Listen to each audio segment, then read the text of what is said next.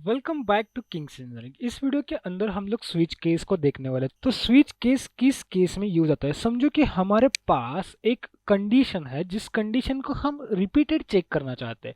जैसे कि समझो हमारे पास एक पैरामीटर है जो कि वॉल्यूम करके है, एंड वॉल्यूम को हम चेक करना चाह रहे हैं कि वॉल्यूम 1 है या 2 है या 3 है या 4 है। हर एक बार हम इस तरह से नहीं लिख सकते कि volume if is equal to 1 हो तो क्या है, इफ इज इक्वल टू 2 हो तो क्या है। तो ये थोड़ा सा लेंथी हो जाएगा इफ वाली केस में। तो इसलिए हम लोगों ने यहाँ पे स्विच केस को यूज करना, और स्विच केस आपका बहुत ही कोड ऑप्टिमाइजेशन करेगा।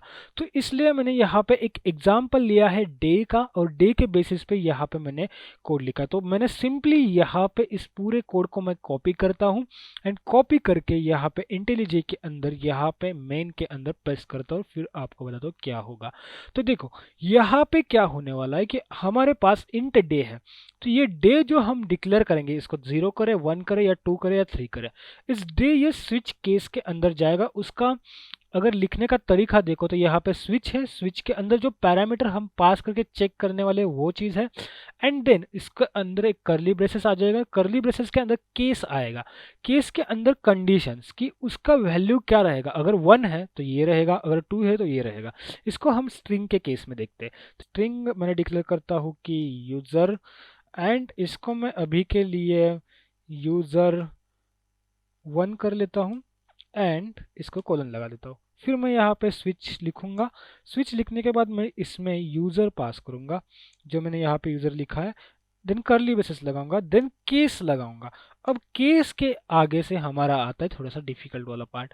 केस के अंदर क्या है, अभी हमारे पास स्ट्रिंग है तो हम यहाँ पे स्ट्रिंग पास करेंगे। यहाँ पे जो यूज़र आ रहा है तो वो यहाँ पे कंपेयर होगा एज ए इफ में, जैसे जिस तरह से कंपेयर होता था उस तरह से। समझो कि यहाँ पे मैंने यूज़र 1 लिख दिया, तो ये क्या हो जाएगा कि ये जो ऊपर वाली कंडीशन है ये ट्रू हो जाएगी, एंड यहाँ पे इस केस के अकॉर्डिंग वर्क होगा। तो इसके अंदर जो डेटा लिखेंगे, इसको जो कॉल करेंगे, इसके लिए एक सिंटैक्स है, और सिंटैक्स के लिए हमें कोलन लगाना है। कोलन लगाने के बाद हम थोड़ा सा एक लाइन नीचे आएंगे और यहाँ पे हम लिखेंगे जो हमें एग्जीक्यूट करना है। हम यहाँ तो मैं मेथड लिख सकते हैं, मेथड बना के मेथड का नाम यहाँ से कॉल कर सकते हैं, या फिर यहाँ पे हम मैंने सिंपली यहाँ पे मैं system dot print dot L N लिख सकता हूँ। तो मैं यहाँ पे वही लिखूंगा और यहाँ पे लिखूंगा कि चेक, एंड यहाँ पे मैं क्या करूँगा कि आपको एक मेथड भी कॉल करके दिखाता हूँ। तो इसको जैसे कंप्लीट करते हैं तो यहाँ पे ब्रेक केस लगाना। तो ये कोलन से लेके, यहाँ कोलन से आगे का लेके यहाँ ब्रेक के बीच में जो लाइन रहेगी, यहाँ पे आपका कोड एग्जीक्यूट कर सकते हो, उसी के साथ आपकी मेथड्स लिख सकते हो।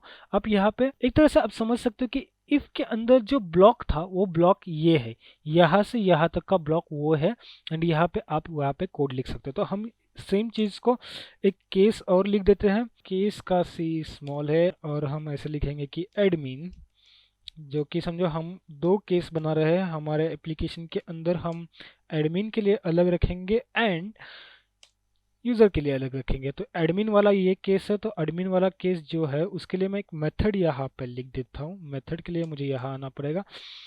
मेथड मैं यहाँ पे लिख देता हूँ पब्लिक स्टैटिक वर्ड में। मेथड के लिए यहाँ क्यों आया आपको समझाता हूँ एक बार, हो सकता है आप कंफ्यूज हो चुके हैं।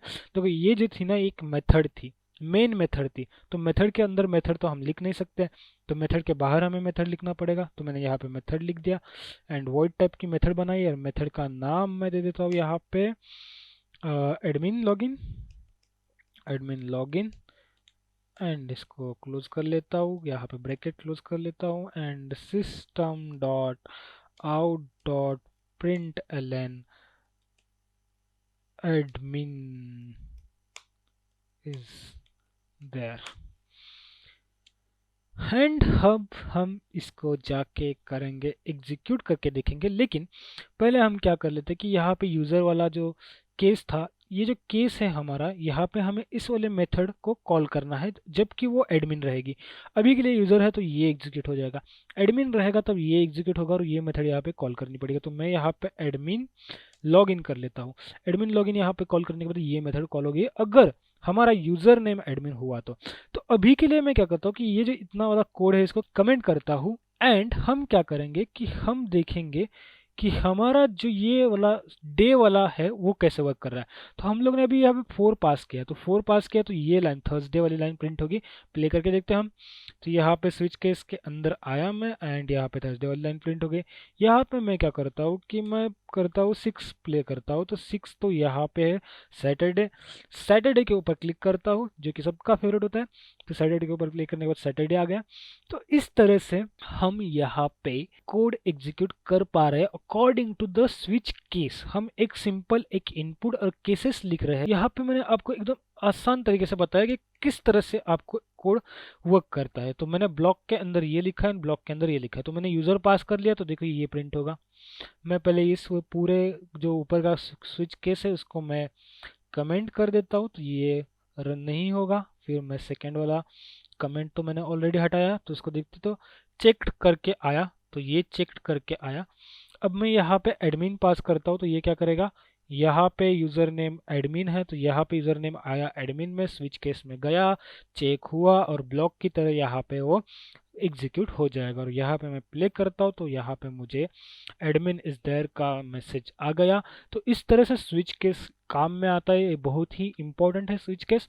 तो इस वीडियो में स्विच केस भी पूरी तरह से कंप्लीट हुआ है। चलो मिलते हैं अगले वीडियो में।